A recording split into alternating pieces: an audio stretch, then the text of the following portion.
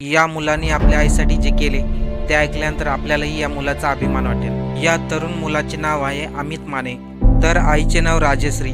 राजश्री या मूळच्या नगर जिल्ह्यातील। तमाशामध्ये डान्स करून आपल्या मुलाला शिकवायचं असं राजश्री यांचं स्वप्न होतं। गावोगावी जाऊन तमाशामध्ये काम करायचं आणि मिळेल त्या कमाईमधून आपल्या कुटुंबाचा उदरनिर्वाह करायचा। राजश्री ज्या ज्या ठिकाणी जायचे त्या त्या ठिकाणी आपल्या मुलाला बरोबर घेऊन जायचे।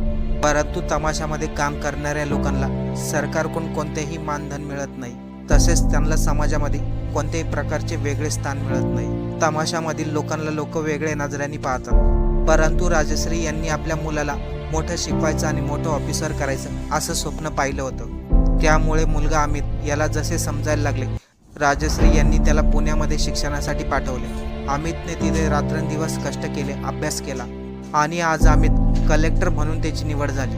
अमितने अखेर आपल्या आईच्या कष्टाची